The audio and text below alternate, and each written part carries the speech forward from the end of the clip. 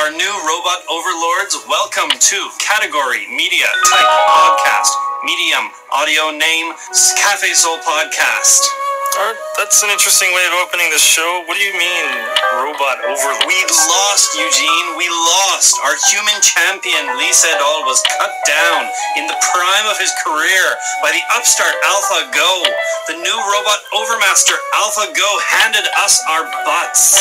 But that's just a game of Padu, not a battle for the fate of humanity. It was the opening shot of the inevitable war between humans and robots. We've been surpassed. Don't surrender the codes! Have you been watching Terminator again? So what if I have? We do not know where John Connor is! Stockpile your canned goods! Get off the grid while you still can! We haven't been defeated yet. Cafe Soul will be right back after this, if we can get Rob to stop hiding from under the table.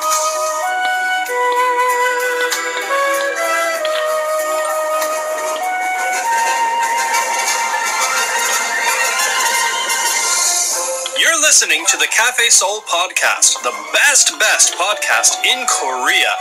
We would love to hear from you. There are many ways to get in contact with us. You can find our webpage at cafesoul.tk. You can also send us an email at cafesoulpodcast@gmail.com. Send us a tweet at cafe_soul. And you can also find us on Facebook. Just search for Cafe Soul. So send us all your compliments, criticisms, questions, or just say hello. And just maybe, you too might appear on a future episode of Cafe Soul. So do your best to listen, and we'll do our best bi-monthly here at Cafe Soul.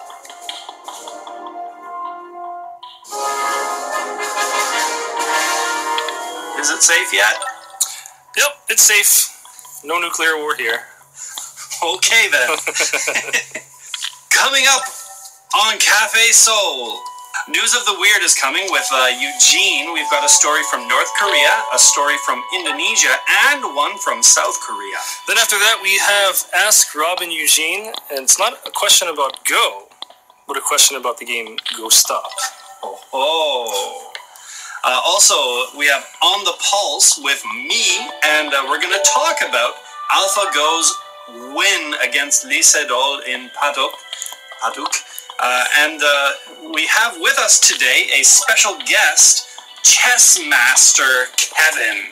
Hello. Hi. So, Kevin, you are a chess master, we hear. No, I'm not a master. I just was pretty active in the amateur chess circuits over in New York City, near Washington Square Park. Okay, and what brings you to Korea? Well, I work for a PR agency. I'm actually one of Eugene's colleagues. Yes. It's really nice to have this invitation to join you guys. Thank you. Yes, and Kevin is a big fan of podcasting, so we're very happy to have him on. Mm-hmm. And are you still playing chess here in Seoul somewhere? Or? It's kind of hard to find pickup games, but I like to play with some of the people that are important to me, sure. Well, I understand that I'm here to talk about Go today, is that right? Yes. Yes. We'll get into that later. Of course, you're welcome to comment in the entire show. Jump in anytime you've got something you want to say. Sure, I'm not sure how much I know about Go, but if I can give you some insight about chess, I'd be happy to. Cool. So let's get into a few announcements and bulletins and everything. Last episode was, for some reason, our most popular episode ever. Ever. And that was when we had, of course, the rock band Jesper. Yeah, Jesper. As the interview. We got a lot of listens, strangely, from Taiwan. Like, I remember one day it was like, you had 500 downloads from Taiwan, and I don't really know why that is. We did mention Taiwan in the last episode, because they came in second place in the baking competition, remember? Yeah. So I think maybe there is a bot that listens to podcasts for the word Taiwan. Maybe. And then downloads it and spreads it. So I just wanted to say... Maybe the Taiwanese bakery Illuminati have caught wind of us. So I think if you say Taiwan a lot, then maybe Taiwan will download our podcast. So sorry, what was that again, Eugene? Taiwan. Have you been to Taiwan before? I haven't been to Taiwan. I'd like to go to Taiwan, but my cousin spent a couple of years in Taiwan teaching. Oh, was he in Taipei, Taiwan? She was, actually, I'm not sure which town she was in, but she was in Taiwan for that big earthquake. Do you remember the earthquake? Well, that sucks. her family or her friends and colleagues, like they took a road trip that weekend, and on a total whim, they decided to change their destination like 100 kilometers away, like farther from the epicenter instead of closer. Well, that's good. So that's excellent. Yeah, but she was there for like all of the aftershocks and all that. Kevin actually visited Taiwan recently. I was in Taiwan, yeah. So what did you think of it? What's it like there? Well, the architecture is not nothing fun, but the people are really nice, polite. Transportation's really well done, and how about the food? Food is the most important. It wasn't that great. Oh, too bad. Too bad. Yeah. But that's cool. Anyway, I think we've covered Taiwan enough. I want to be there. Next, White Day has come and gone. Last time, maybe we talked about Valentine's Day. What did you guys do on White Day? Enjoyed my white privilege. Okay. Did you do anything for the women in your life on White Day? Actually, I was explicitly told not to bring home chocolates because, for various reasons. So I didn't bring home chocolates, but the night before, I took my wife and son out to a really good Italian restaurant that's run by actual Italians. Whoa, where's that? It's down by Bottigoge Station. Okay. And I'll take you there sometime because, man, I want to go back. That sounds great. How about you, Kevin? What did you do on White Day? I whitened my teeth. Oh, really? Wrote a poem on white paper. Cool. And I read poems by Mr. Whittaker. You were whiting. Yeah, actually, I don't remember what I did on White Day because that was probably Monday, which means he was drunk all day. No, because I mean, I'm relatively new father and everything, and things are all a blur at this point. Yeah, it's true. After a while, it's just, what time is it? What day is it? Yeah. Is that a work day? All right, so yes, we've covered the next point, which is that I'm still very tired, but let's go on. Let's preview what we're having maybe on our next episode.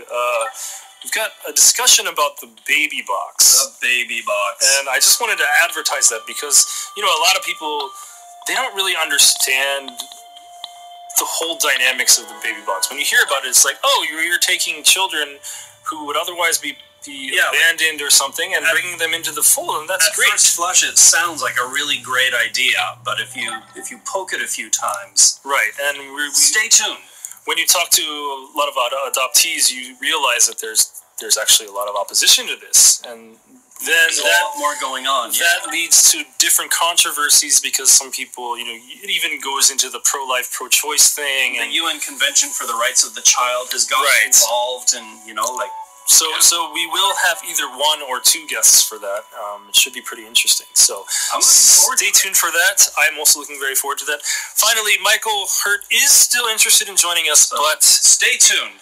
Yeah, it's not going to be as easy as we thought it was because that secret thing that we were talking about last time is that he actually picked up a new job at Code.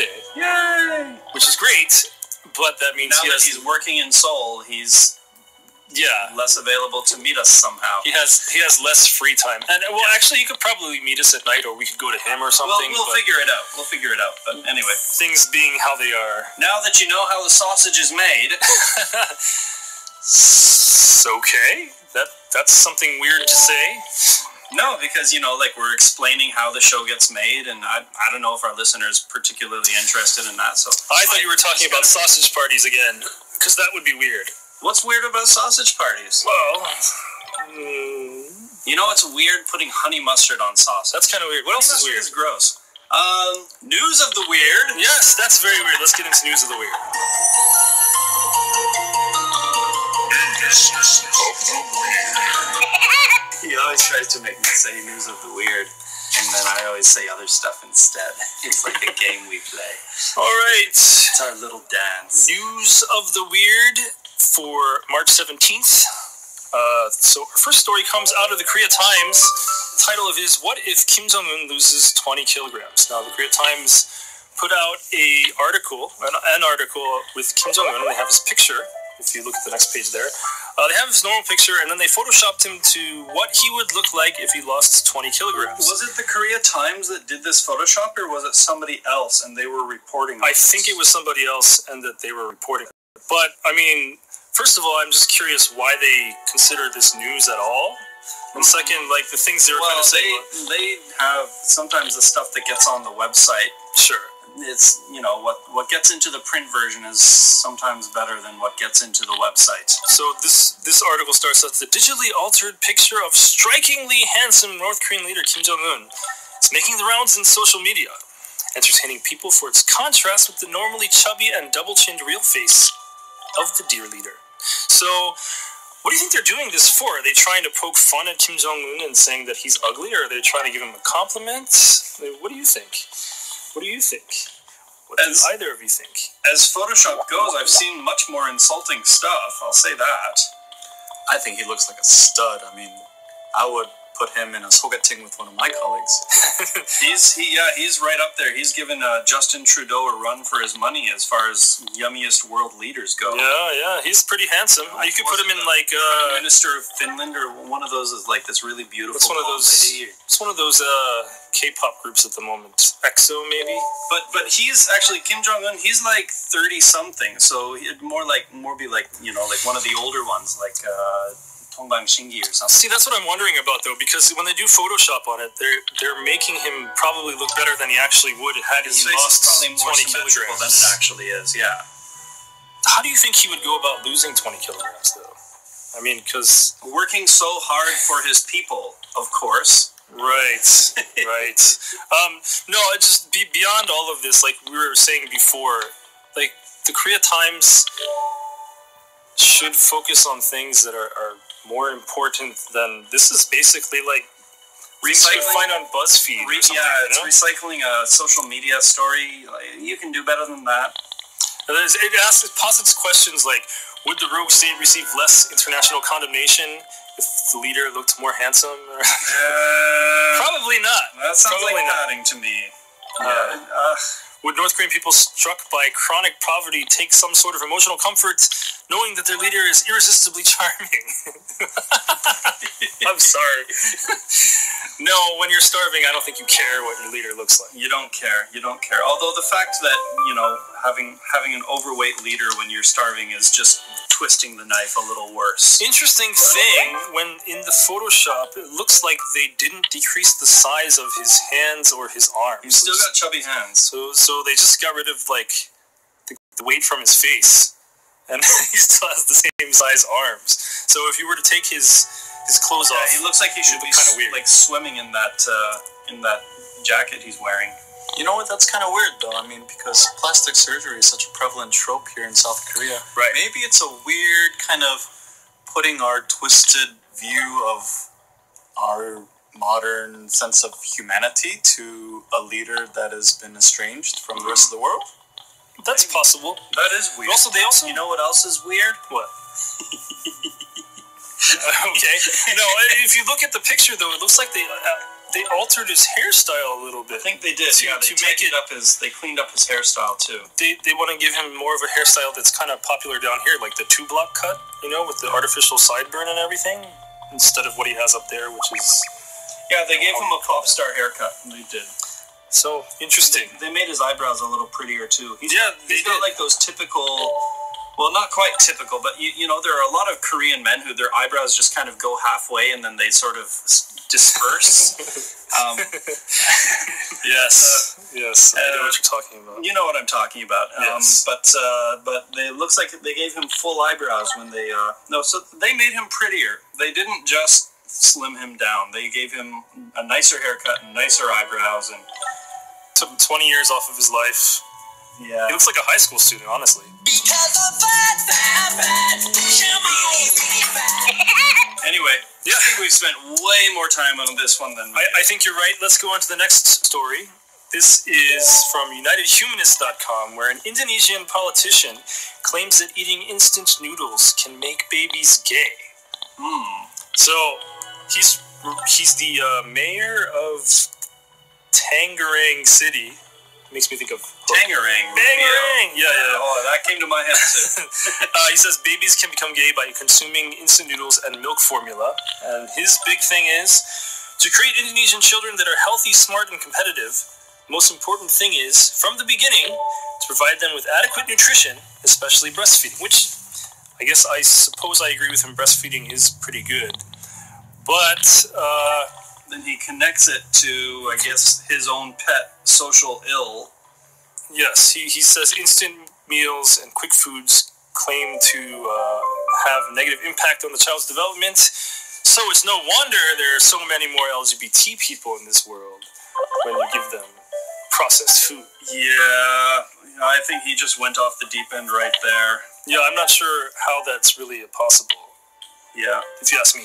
First of all, like, he's got a point that nutrition is important for early development. It's good to take care of your kids and give your kids the most nutritional thing you can. I don't think anybody's going to debate that. But I'm not sure if I can even contemplate if babies could be gay. They're babies, right? I don't think babies have sexual thoughts, do they? Right?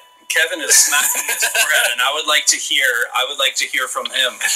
Babies with sexual thoughts. Well, I gotta think back. Back when I was an infant. No, yes. What I'm saying was, like, you didn't actually... My sexual identity was up there in my priority of breastfeeding, and then maybe...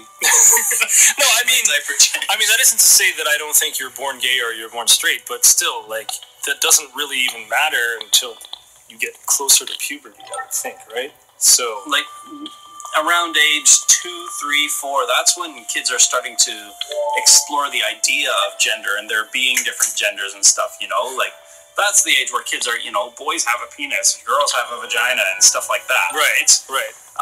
And that's also where kids start hearing messages about what boys are supposed to do and what girls are supposed to do. Grandma sits there and goes, no, don't wear pink, or, but that's happening once the kid is old enough to be aware of themselves and start trying to position themselves relative to others. Okay. So, so Mr. What was his name again? Wismancia. Mr. Wismancia. It sounds to me like he went off the deep end and. Yes, but it's still not as bad as what the defense minister of Indonesia said earlier this year when he said that being gay was worse than thermonuclear war. Oh, jeez. So, yeah. I'm not totally certain why people would be that anti-gay, but I guess those people are out there. Yeah, they sure are. Wow. Yeah.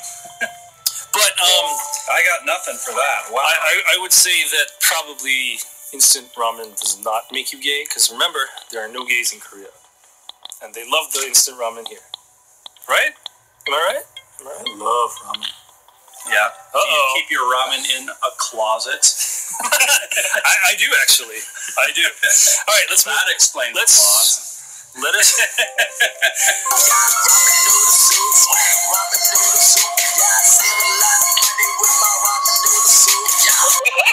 Let us move on to the third and final story for News of the Weird today. We have Chloe Grace Moretz, who is an American actress, is the first American to appear on South Korea's SNL. That's not really the big story here. What I wanted to talk about is she's been classified by several media sources as the first American. This comes from avclub.com, and they're reporting from Pop Crush, which reported from All K-Pop, or one of those websites. So first of all, Chloe Grace Moretz is an American celebrity who's appeared in like some kind of video game or something. There's some alien invasion movie coming out with her soon. Okay. But I like her. She's cool. She is not the first American to appear on the show, because they had a show with Jay Park hosting, and they also had one with Ailey hosting. They're Korean Americans, so Ailey's Korean Canadian. Oh, are they? Is she? She is. Okay, I assumed she was American because she went to university in New Jersey, but well, I guess I'm wrong. But the point is, be wrong too. Point is, Jay Park definitely is American. So why is it that they can say she's the first American to appear on Korea's SNL when there have been other Americans on there. And that's the discussion I want to have. Because, Eugene, American is code for white person, and you know that. Of course I know that, but there's a discussion to be had here. Like, if you are a citizen of the United States, then technically you are American. And it's not technically, you are. So I think Asian Americans have enough trouble going through that whole thing in their home country themselves that they don't need to hear it here too, you know? Yeah. And I don't know, it's just really bothersome at times. What do you have anything to say on this, Kevin? Well, I'm a huge fan of Chloe Moretz. I think she was great in Kick-Ass. She was. Yes. So awesome. So cool. Oh, was she Hit Girl? She was Hit Girl, yeah. Okay. That was her big break. Yeah. I am sorry for not knowing that. She was also in, what was it, Let the Right One In, the vampire movie. That's right. Yeah. I actually, the original of that is really good, but I always like her. Okay. And looking through the lens of, just an ordinary Korean on the street, I mean, I would say she's the perfect, epitome of like a Southern belle, Yeah, she's the blonde hair, the blue eyes, like that's what you imagine. Maybe put a cowboy hat on her, and she's exactly what 60-year-old Ajashi imagines when you say American to him. Okay, but what is it about Korean society that is unwilling to accept that not all Americans look the same way, or that people who are even part of the Korean minjok are actually Americans? Like, I mean, I think you know the answer to that. Of course, but I want to have this discussion. And it's not always obvious to everyone out there. So, like the race and ethnicity is usually the frame that these kinds of attitudes come through or come from. And it's annoying, having here's another time here, oh look, it happened again. But I think. And it's just a matter of, every time it happens, you got to give a little pushback again. All right, well, I can understand people logically start to get it. So you're saying logically that it's because race and ethnicity and nationality are all one here, whereas in other countries like the United States, for example, that's not necessarily the case, right? But if that's true, then every South Korean should be adamantly for reunification because those people up north are the same people as us, right? And but they're not. But this is the thing, okay? If you start the conversation talking about the unity of the ethnic group, then people will say they're for unification. But if you start the conversation talking about the economic cost of unification or a security issue, if you frame the issue that way, then people say, no, I don't want that, right? So you're saying, well, what about North Korea? And I'm saying, if you start off by talking about ethnicity, Koreans will still say, that ethnicity thing, it's still there. Okay. Still there. Okay. I also agree, but then also there's people who will discriminate against Chosunjok, which those people should also be part of this nation. So I don't know. It's moving goalposts. It's always okay, we're the main people and everybody else is lesser, but even if they're still part of us. This conversation has kind of lost its legs because I totally agree with you on everything anyway, and I already knew which way we were steering it, so I think it's good if we maybe end News of the Weird here. We had a pretty good discussion. Go Chloe Grace Moretz. We love her, so let's move on. The next... She gave someone a kimchi slap. I liked that. Oh, the kimchi slap, yeah. I watched the kimchi slap. And, okay, her appearance on Korean SNL was really fun, actually. Did you see it? Yes, I did. And she was mugging for the camera you wouldn't believe.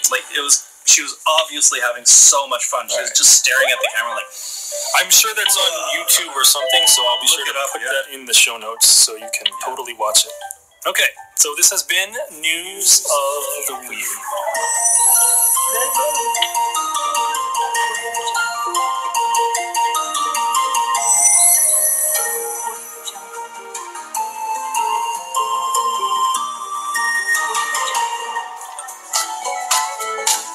You've got a question about life and soul. The Catholic soul people tell you all they know. What's good, what's bad, what's the happening scene?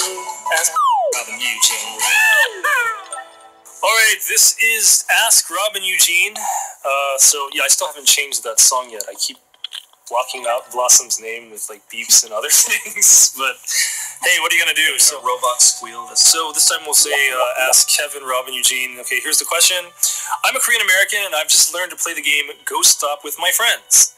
I can't help but wonder though if this game is Japanese. It certainly looks like it is.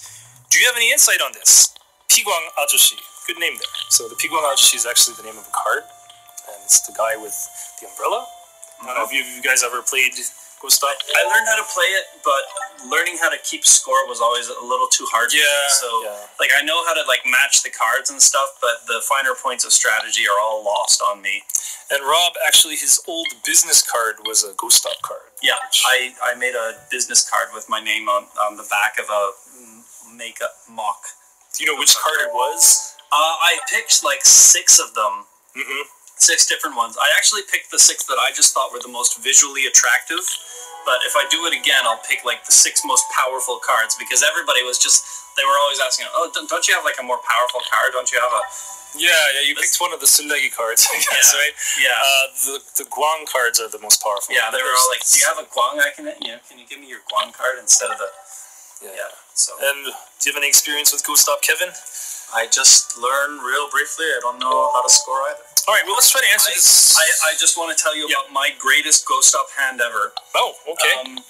One time, I played this hand. I like drew the perfect hand, basically. Mm-hmm. I put down the cards, I played the cards, and I beat the other players so badly that if we had been betting, they would have owed me like 64,000 won.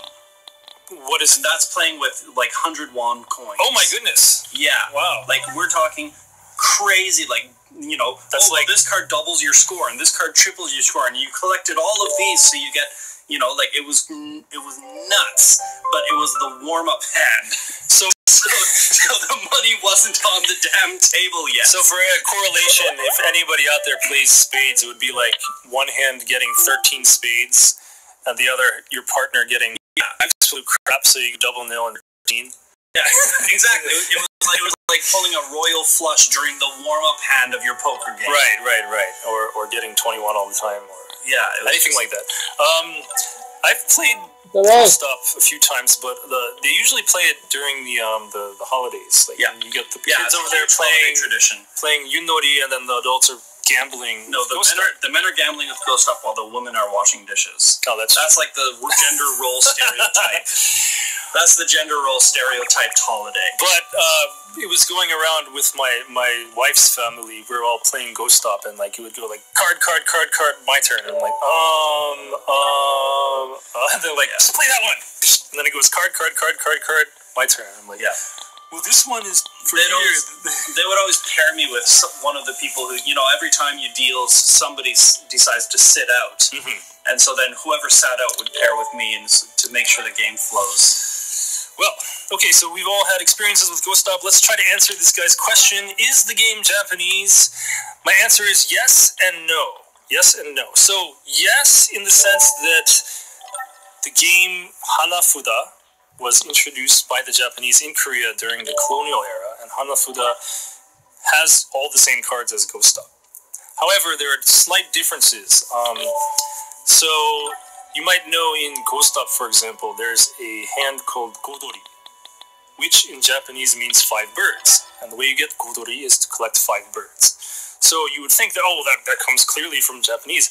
However, Godori is actually something that was added to the Korean version of the game, where in the Japanese version you don't collect the birds, you collect the pig, the sake bottle, and like the bridge or something like that. So actually the Godori hand was made because that's easier to remember than the other one. It's functionally the same, but instead of having these 3 cards that match because it lines up in some Japanese poem or something, like it's just all the birds. So functionally it's the same, but it's different. Also, I think they're... Same, but different. And then the, good summary there. Also, the Guang cards with the little red circle with the hanta on it, that is actually not present on the Japanese version of the game. Those were added because it's easier for people who are trying to pick up the game to know which cards are more powerful than the others, right? So those were added later. You want to summarize that? Kwang, later, Kwang, right? So there you go. Yeah, but a lot of the games that are enjoyed in Korea actually do have their origins in Japan, Or China. Yes. Ghost Up being one of them. Paduk, kind of out of China through Japan into Korea, or kind of from China to Korea to Japan and back to Korea. Those games have been around for so long that it's almost impossible to really track. Right. But if you were to say to somebody like, "Oh, this is Japanese," clearly, maybe you might step on some toes there. No, it's a Korean game. Be Angry careful about with that. But basically, like, it would be like saying, Same but different. playing cards were invented in Europe, so therefore all games that you play. Texas Hold'em is a European game. Right. It's not like that. Although there is why it's called Texas Hold'em. there is more correlation between Ghost Up and Hanafuda than there is between the other things. But there are many different things you can play with Ghost Up cards, and there's more wilds, and it's made of plastic, where the Japanese one is still made of lacquered paper. I could go on and on. Season 6 of Cafe Soul Podcast will just be Eugene explaining variations on the game Ghost Up, by the way. All right, so I look forward to that. Episode 64 and on. I think that's your way of saying I'm rambling on about the differences between Hanafuda and Ghost Up. So I think we've answered. Just Google it. We have answered your question, so let's move on. The distant future. It is the distant future. The year 2000. We are robots. The world is very different ever since the robotic uprising of the mid-90s. There is no more unhappiness. Affirmative. We no longer say yes. Instead, we say affirmative. Yes, affirmative. Unless it's a more colloquial situation with a few robo-friends. There is only one kind of dance. The robot. And the robo-boogie. Oh yes. 2 kinds of dances. Finally, robotic beings rule the world. The humans are dead. The humans are dead. Hi, I'm Rob, and this is On the Pulse. Today we are talking about AlphaGo, the computer AI machine that just defeated Lee Sedol, the Korean Baduk champion. Well, he's not actually the top-ranked Baduk Korean right now. I'm not sure. He was the 9th Dan, though, whatever that means. He's like way up there. My wife was saying that he's been around for a long time, which is why they picked him rather than like the guy who's ranked higher. And it was a pretty sound whipping as well. He lost four games to 1 in a match of 5. And this is also interesting because a lot of people were saying that like it would be another decade or even a few more decades before we had computers that could beat a top level human at Baduk or Go. Yeah. This is kind of an interesting moment in discussions about artificial intelligence, and it's also become a really like a cultural flashpoint in South Korea where it's turned into also a celebration of one of Korea's best Go or Baduk players. Right. And of course, in our discussion, again, we have Chess Master Kev here from Michigan. He's also really good at chess, as we said before, obviously. But he's done a lot of research about AI game theory, at least in regards to chess, and we can possibly get some insight on how AlphaGo was able to topple the champion. To begin, I want to ask, Kevin, you've been following this match in the media. So, what's your impression of it to start off? Just kind of a general comment. Well, I think this was a milestone in terms of how computers and humans have been interacting over, a staple of social human interaction, namely board games. But what's interesting about this particular matchup is that it seems like history is kind of repeating itself. Not that many decades ago, we had this big matchup between Garry Kasparov, this legend of chess, if you will, from Russia, and Deep Blue, which was Yeah, Deep Blue. When did this happen? You say it's a couple of decades ago. What year was it? Well, this was in the middle of the Cold War. I mean, I would have to fact check exactly what year it was. It was more recent than that, wasn't it? I'll look it up. You guys continue late talking. 90s. I believe it was Late 90s, yeah. That was way after the Cold War. It was the last matchup. But what was cool about this was, after the end of the Cold War, you had the cutting edge of supercomputing, if you will, this big company, IBM, who spent millions of dollars programming and developing this black box of chess brilliance, if you will, and this titan in the human world, at least, who had been basically unopposed in the chess world. And what you see now is this, again, a company who's in Silicon Valley, the cutting edge of American technology, pioneering America's lead into the internet age in the 21st century, and this ancient Chinese game. It's over 2,500 years old, and a Korean who is representing humanity. Okay, so for more clarification about Deep Blue versus Garry Kasparov, it was a series of 6 matches, which Deep Blue won 4-2, and this took place between February 10th, 1996 through May 11th, 1997. Okay. So after the Cold War was already finished. After the Cold War. All right. So how is AlphaGo's win here different from Deep Blue beating Garry Kasparov? Why aren't we just kind of going, well, a computer already did this? Well, I guess we'd have to really look at the fundamental differences between the game of Go and chess. Chess it consists of pieces that have inherent power that's different from each other, whereas Go, you have stones, the black and white pieces, that only have power in relation to where they're placed on the board. So there are infinitely more configurations, possibilities, iterations of this game. Well, technically not infinite, but yeah, I mean, it's pretty out there. I guess from a technical point of view, what I'm saying is it just needs a lot more brute force and computing power. Yeah, another difference, of course, is that a chessboard is how many squares? 8 by 8, right? 64. So it's 8 squares across and 8 squares up. Whereas Paduk, there are 162 possible places to play. Paduk is, I think, 19 by 19. Right. So is the grid. So just in that, it's a much bigger field, which means it would require a lot more calculations. Well, there's just more legal board states, pretty much. Like, basically, you can play anywhere on the board when you put your stone down, and then, from there are 161 possible places that the next person could play. And then from there, there's 160 places, and then 159, yeah. So it goes on forever and ever. So it's 162 exclamation point times 2 is the number of possible board states.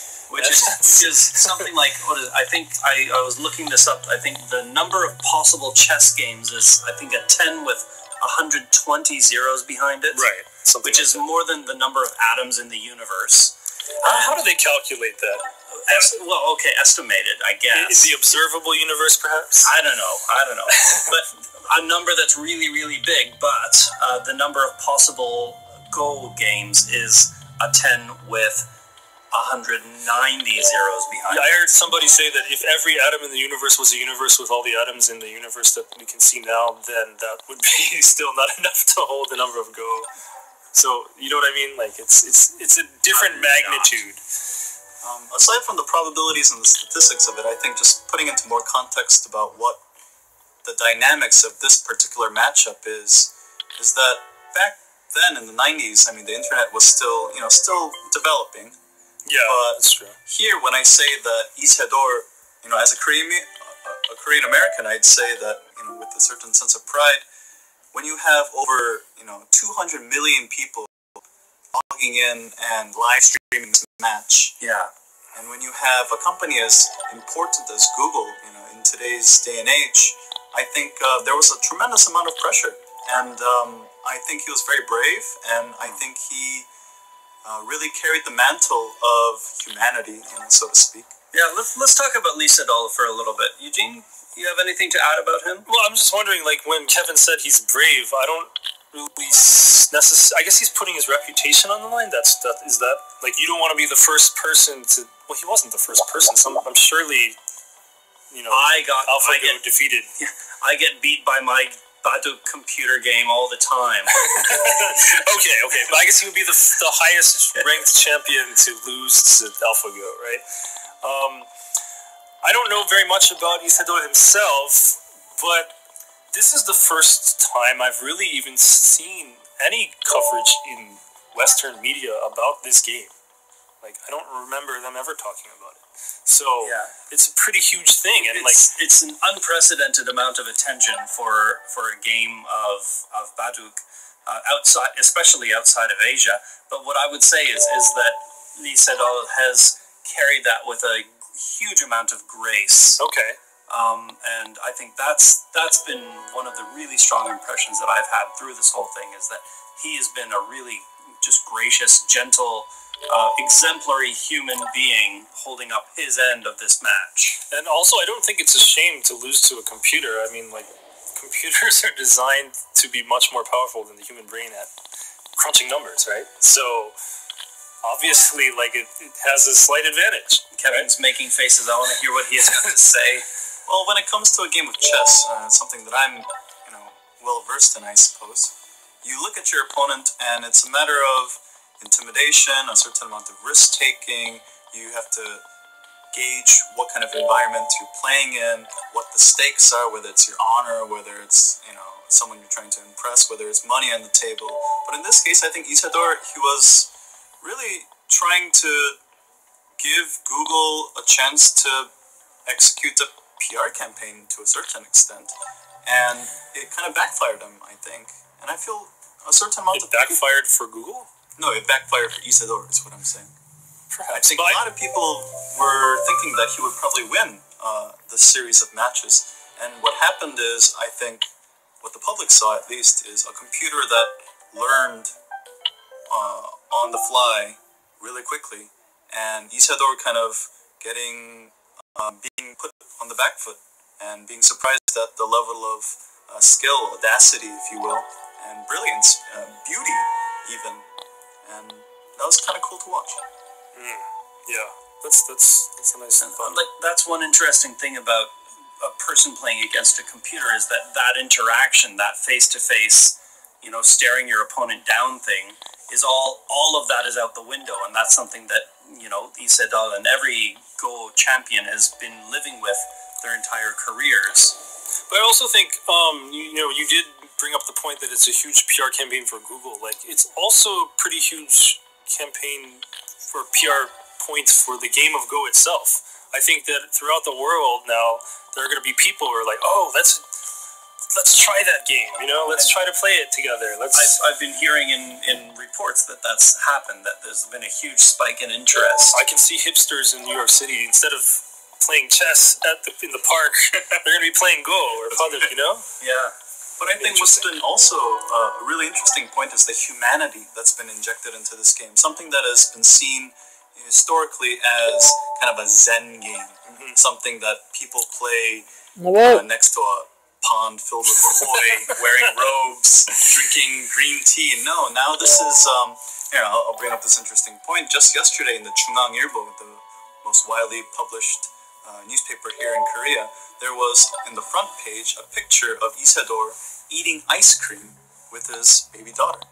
Now think about that. I mean, he's been up against the most advanced supercomputer playing Go in the history of mankind, and what the newspaper chose to do is to show the exact opposite of that cold calculating machine.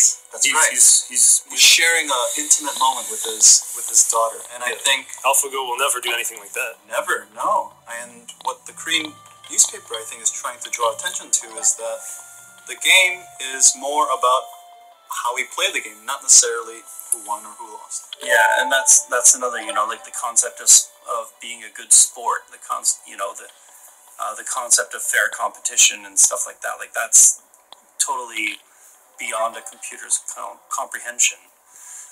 So what about we've talked a little bit about the cultural impact. Mm-hmm. What about the technical aspect? Like, how is AlphaGo different from Deep Blue? And, is this...